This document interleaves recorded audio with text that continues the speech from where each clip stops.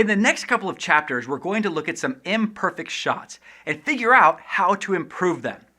In the next chapter, we'll recreate a shot from the assurance that didn't turn out like I envisioned. And in this chapter, we're going to take a very typical indie shot of a character in front of a plain old white wall and figure out how to make it interesting step by step.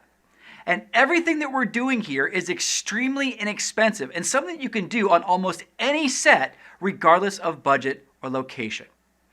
The first thing that we need to do is critically evaluate our shot. This is a shot typical in dozens of indie and student films that I've seen over the years, just a character close-up in front of a white wall. This is so mercilessly boring. We do want a character close-up, and this is the location we have to use. But what is off about this shot? Hopefully after going through this course, you could identify some of the things that are contributing to the problems here.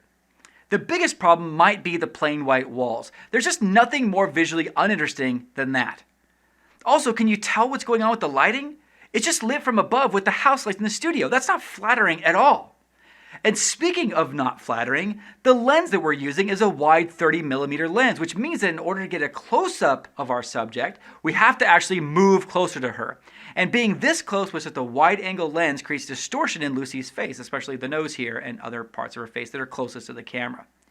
And to top it all off, the center framing is boring and feels like a recording more than something intentionally designed. I find that it's often best to first evaluate exactly what isn't working in a shot before getting to work to fix it. Moving gear and changing lighting setups, these things can take a lot of time and effort on set. And often on amateur sets, the crew is anxious to be seen as knowledgeable and professional, so they might just jump in and start moving stuff so that it looks like they know what they're doing. But you don't have to do that. Creating beautiful things usually takes a while. Take your time and figure out the specifics of what needs to change and how you're going to change it. Then get to work on fixing the shot.